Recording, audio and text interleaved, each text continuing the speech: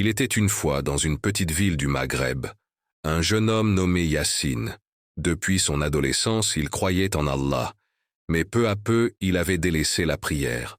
Chaque fois, il se disait « Je reprendrai demain. Inch'Allah, demain je prie à nouveau. » Mais le lendemain se transformait toujours en autre chose à faire, et les années passèrent ainsi, loin d'Allah, sans qu'il s'en rende vraiment compte. Un jour, tout s'effondra dans sa vie. Perte d'emploi, solitude, anxiété. Il n'avait plus goût à rien. Une soirée, il sortit marcher et passa devant la mosquée du quartier. Le muezzin venait justement d'appeler à la prière du Maghrib. Allahu Akbar, Allahu Akbar. Ces mots résonnèrent dans son cœur comme s'il l'appelait personnellement. Il entra doucement, un peu gêné, et s'assit tout au fond. Un vieil homme le vit et lui dit avec un sourire bienveillant « Mon fils, tu sembles fatigué. Tu veux faire les ablutions et prier avec nous ?» Yassine baissa la tête, honteux. J'ai oublié comment faire. Le vieil homme posa sa main sur son épaule. « Viens, je vais t'apprendre. Nous avons tous eu un premier jour. » Dans le silence de la salle d'eau, l'homme montra à Yassine comment se purifier. 1. L'intention, pure, pour Allah. 2. Les mains lavées 3 fois. 3. La bouche et le nez rincés. 4. Le visage, les bras, la tête et les pieds lavés soigneusement. Et il lui dit doucement, « Quand tu fais tes ablutions, ce ne sont pas seulement tes membres qui se purifient, ce sont aussi tes fautes qui s'effacent. » Yassine sentit une légèreté nouvelle, comme si chaque goutte d'eau lavait aussi son cœur. Ils entrèrent dans la salle de prière. L'imam récita la Fatiha, puis des versets du Coran. Yassine essayait de suivre, un peu maladroit, mais dans son cœur, une voix murmurait « C'est ici que tu dois être. » Quand il se prosterna pour la première fois depuis des années, les larmes commencèrent à couler. C'était comme un retour vers celui qui ne l'avait jamais oublié.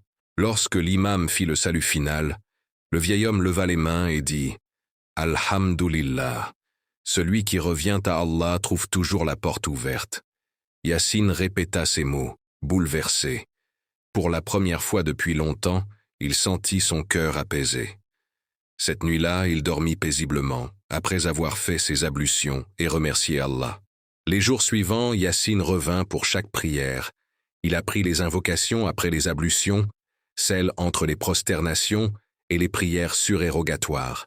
Chaque jour, il découvrait la profondeur de la prière, sa beauté, sa discipline, sa douceur.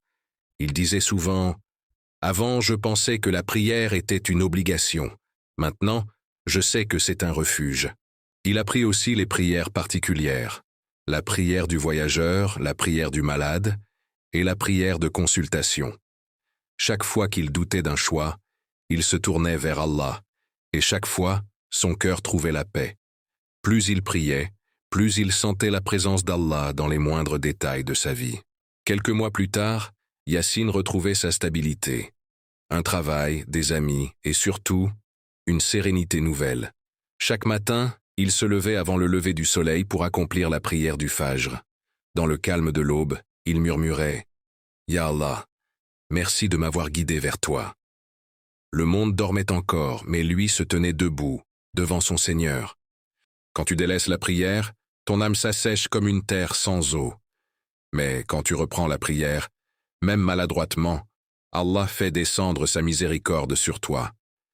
Et ton cœur refleurit, comme une terre touchée par la pluie. La prière est la lumière du croyant. Ne la laisse pas s'éteindre, car c'est elle qui éclaire ton chemin vers le paradis.